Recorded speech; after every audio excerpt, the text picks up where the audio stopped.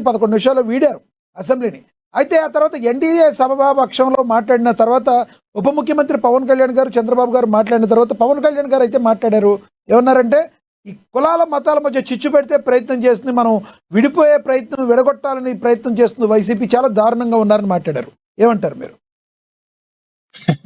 Sir ఒకటి గుర్తుంచుకోండి, ఇక్కడ ఉన్న ఈ ప్యానల్ మెంబర్స్ అందరికీ కూడా మాకు ఫ్రెండ్స్ ఉంటారు, ఎవరికైనా మీకు కూడా ఉంటారు. నేను వంశీ కూడా ఎప్పుడు ఏదో ఈ డిబేట్ లో జుట్లు పీక్కున్న ఉదంతాలు కానీ వ్యక్తిగతంగా ఆయన నేను కలిసినప్పుడు ఓ సూర్యోద్భవ వాతావరణం ఉంటుంది మా ఇద్దరికి తప్ప ఏదో మాకు పొలం గట్లు తగ్గు ఉన్నట్టు ఎప్పుడు ఉండదు. ఇది వాస్తవం. అట్లాగే ఈ రోజు రాజకీయాల్లో కులాల్ని మతాలని రెచ్చగొట్టి రాజకీయం చేద్దాం అన్నప్పుడు ఈ ఎలక్షన్ అయిపోయింది సార్. నెక్స్ట్ ఎలక్షన్ రిజల్ట్స్ ఏముంటాయి అన్న దాన్ని చూడాలి.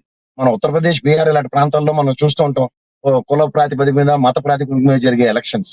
But where it comes to Andhra Pradesh అన్న దగ్గర ఈసారి దాన్ని తట్టి లేపారు. ముఖ్యంగా మతపరంగా ఈ లడ్డు వివాదం అన్నది ఎప్పుడు సమస్తుందో నాకైతే అర్థం కావట్లేదు. ఆ దేవదేవుడి సన్నిధిలో దానికి ఉపశమనం అన్నది వచ్చేదాకా. ఎందుకంటే ఇవాళ చట్టాలకి కూడా మనం గౌరవిస్తున్నావా లేదా అన్నది ఒక పెద్ద ప్రశ్నగా మిగులుతుంది మీరు జాగ్రత్తగా గమనిస్తే. ఎందుకంటే వ్యవస్థ ఒక గౌరవప్రదమైన సుప్రీంకోర్టు ఒక సిట్టుని ఇచ్చేస్తే కూడా, నేను కొన్ని డిబేట్ లో కొంతమంది మాట్లాడుతున్నాడు, రిటైర్డ్ జడ్జి కూడా అతను, సస్పెండెడ్ జడ్జి ఒక అతను ఉన్నాడు. The way is talking is totally ridiculous. అసలు దే బీన్ బ్రైబ్డ్. ఆ వ్యవస్థకి డబ్బులు ఇచ్చేశారు, బ్రైబ్ చేశారు. ఇది నాకు చాలా ఆశ్చర్యకరంగా ఉంది. అసలు హౌ కమ్ ఇట్స్ పాసిబుల్? అత్యున్నత న్యాయస్థానం, అత్యున్నత దర్యాప్తు సంస్థ రెండు, ఒకటి సిబిఐ, ఇంకోటి సుప్రీంకోర్టు, వీటికి బ్రైబ్ ఏంటండి? నాకు అర్థం కావట్లేదు. ఈ ప్యానల్లో అంగీకరిస్తారో లేదో నాకు తెలియదు. కానీ ఫస్ట్ థింగ్, ఈ రోజు సిట్ ని గౌరవ సుప్రీంకోర్టు డిప్లాయ్ చేసింది స్టేట్ అండ్ సెంట్రల్ సిబిఐతో కలిపి. పోలీస్ వ్యవస్థ మీద ఎవరికైనా గౌరవం ఉందో లేదో కూడా నాకు అర్థం కావట్లేదు. వాళ్ళు అవుట్కమ్ వాళ్ళు ఏమి ఇచ్చారు? ఛార్జ్ షీట్ మాత్రమే ఫైల్ అయింది. ఫైనల్ వెర్డిక్ట్ ఏమొస్తుందో, ఎట్లా వస్తుందో కూడా ఏం లేదు. ఛార్జ్ షీట్ లో ఉన్న పూర్వపరాలను జాగ్రత్తగా గమనిస్తే అందులో క్రిస్టల్ క్లియర్ గా there are certain things. Initial గా ఏదైతే బ్లేమ్ చేయబడిందో దానికి సంబంధించిన అంశాల్లో ఒక నిజంగా అందరికీ శాంతం కలిగింది. కానీ ఇందులో ఈ మతపరమైన పవన్ కళ్యాణ్ గారు 25 సార్లు ఆయనకి మతిమరుపు ఉందో ఏటో నాకు అర్థం కావట్లే. ఇవాళ మీరు ఒక మాట జాగ్రత్తగా గమనించండి, ఆయన 15 సంవత్సరాలు జహాపన తుజ గ్రేట్ అని చంద్రబాబు నాయుడు గారి దగ్గర ఉండటం, రాజకీయం చేస్తుంటారు శభాష్. బట్ ఇదే స్టేట్మెంట్ చంద్రబాబు నాయుడు గారి దగ్గర నుంచి ఏమైనా వచ్చిందా సార్? మీరు ఒకసారి చెప్పండి. ఓకే, మా బంధం విడదీయింది అన్నది ఆ కోణంలో మాట్లాడతారు, we are not denying it. But 15 సంవత్సరాలు ఇలా పవన్ కళ్యాణ్ గారు లాగా అదంటికెట్టుగా నేను పవన్ కళ్యాణ్ గారు జనసేన తెలుగుదేశం విడదు అన్న తెలుగుదేశం నుంచి ఆ స్టేట్మెంట్ ఏమైనా చూసారండి? మీరు కూడా జర్నలిస్టే కదా, అట్లీస్ట్ వంశీ గారిని అనమనండి. చంద్రబాబు గారి దగ్గర నుంచి ఏమైనా విన్నాడేమో ఆయన? మేమంటే పోనీ దూరం ఉంటాం, ప్రతిదీ నెగిటివే అంటాడు వంశీ. కానీ ఆయన తెలుగుదేశంలో అధికార ప్రతినిధి హోదాలో ఉన్నాడు. ఏ రోజైనా ఒక అధికారికంగా ఏదో వంశీ గారు మాట్లాడతారు మమ్మల్ని ఎవరు విడదీయలే రిలేటివ్, కానీ చంద్రబాబు నాయుడు గారి దగ్గర నుంచి అదే పవన్ కళ్యాణ్ గారు ఒక పార్టీ అధ్యక్షుడు. అంటే ఏమంటారు మీరు? కాదు సార్, అంటే ఏమంటారు మీరు? రానున్న రోజుల్లో తనకు ఫేవర్ గా మార్చుకునేందుకు, అదుగో నేను ఆ రోజు నుంచి కూడా కలిసి ఉందాం అన్నాను కానీ నా మాట వినలేదని ఎప్పటికైనా టీడీపీ జనసేన విడిపోయినప్పుడు పవన్ కళ్యాణ్ అడ్వాంటేజ్ తీసుకుంటా గల మాట్లాడారు అంటారా మీరు?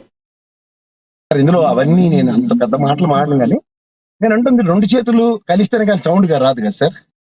ఇప్పుడు 15 సంవత్సరాల కమిట్మెంట్ పవన్ కళ్యాణ్ గారు ఇస్తున్నప్పుడు కమిట్మెంట్ తీసుకున్నాం మేము కూడా, అంచేత సేమ్ లైన్స్ మేము ఫాలో అవుతున్నాం అన్నది ఎప్పుడైనా మీరు చంద్రబాబు గారి దగ్గర నుంచి విన్నారా? నాకు దీనికి ఆన్సర్ చెప్పండి first. There are so many strangers. ఇప్పుడు చాలా సార్లు పవన్ కళ్యాణ్ గారు దీన్ని రిట్రియేట్ చేశారు, కానీ ఒక్క సందర్భం అయినా చంద్రబాబు గారు మాడారా? ఇది చెప్పండి నాకు ఒకసారి. ప్రపోజల్ పెట్టిందే చంద్రబాబు గారు, పదే పదే చెప్పుకోవాల్సిన అవసరం ఏముంటుంది టీడీపీకి? ప్రపోజల్ పెట్టారు, నాట్ డినైయింగ్ ఇట్. బట్ 15 సంవత్సరాల కాంటాక్ట్ అనేది నేను ఎప్పుడు వినలేదు. ఎందుకు ఉంటుంది సార్? అనుసంధానంగా కలిసి వెళ్తారు. కాంట్రాక్టులు పెట్టుకోవడానికి ఇదేమైనా బిజినెస్? అది నేను అంటలేదు సార్. అది అవన్నీ మాడుతుంది పవన్ కళ్యాణ్ గారు కదా. మీరు నేను ఎంతకని సమర్థిద్దామని అట్నుంచి ఒక సౌండ్ రావట్లే కదా. మీరైతే పర్సనల్ గా ఏమంటారు? 15 సంవత్సరాల పాటు కూటమి కలిసి ఉండే అవకాశం ఉందంటారా?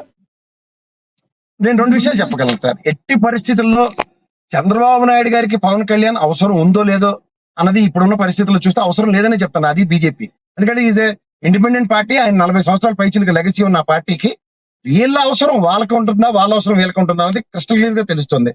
ఖచ్చితంగా చంద్రబాబు గారి అవసరం పవన్ కళ్యాణ్ గారికే ఉంది తప్ప పవన్ కళ్యాణ్ గారి అవసరం ఏమాత్రం తెలుగుదేశానికి లేదు. అంచేత ఏంటంటే అతనికి ఇండిపెండెంట్ గా నిలబడి గెలవలేడు కాబట్టి ఈ జస్ట్ లైక్ పారాసైట్ తెలుగుదేశం మీద ఆధారపడి ఉన్నాడు కాబట్టి ఆ విధంగా స్టేట్మెంట్ ఇస్తున్నారు. కానీ తెలుగుదేశం ఇప్పుడు జనసేన మీద ఆధారపడి లేదు. ఆఖరికి వాళ్ళకి వ్యక్తులు కొరతున్నప్పుడు కూడా 13 మంది ఎమ్మెల్యేలు ఇచ్చి మరీ గెలిపించుకుంది తెలుగుదేశం.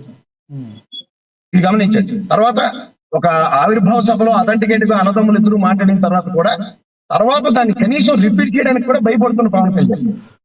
సో అది ఎక్కడ ఫ్యూచర్ లో repeat కూడా ఎప్పటికైనా చేయలేదు. మా లాస్ వాళ్ళు గెలిచారు వాళ్ళు. ఎప్పటికైనా లాస్ పోయేది జనసేన తప్పితే టీడీపీకి ఎటువంటి లాస్ ఉండదంటారు.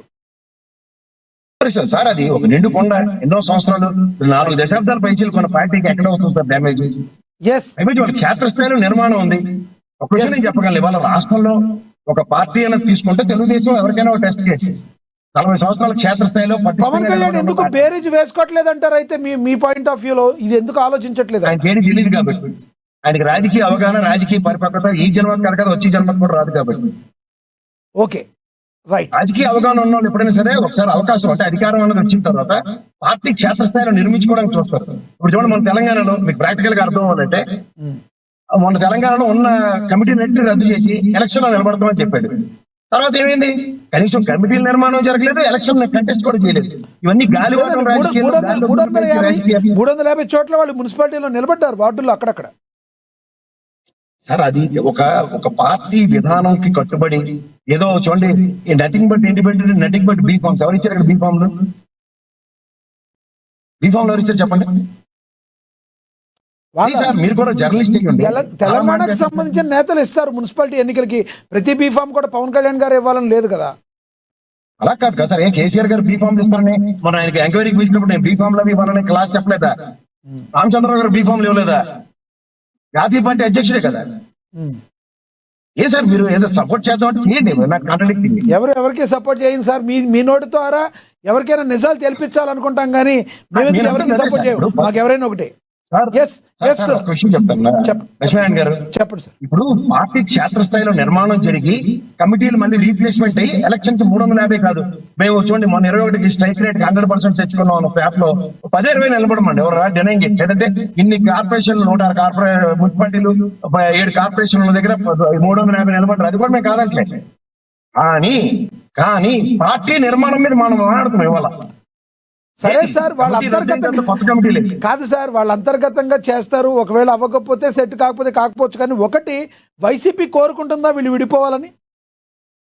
సార్ ఒక్కటి మాత్రం నేను చెప్పగలను, ఎవ్వరు కూడా ఉన్న వాళ్ళతో, ఇప్పుడు జగన్మోహన్ రెడ్డి అనే వ్యక్తి క్యారెక్టర్ ఎవరికైనా తెలిస్తే ఆయన ముగ్గురు కలిపి ఆయన ఓడించినప్పుడు మీరు విడిపోయారని వెళ్ళి గెలుస్తాననే మాట ఆయన నోట్ల నుంచి రాదు. ఇది వారియర్, చావో రేవో ముగ్గురు కలిసినప్పుడు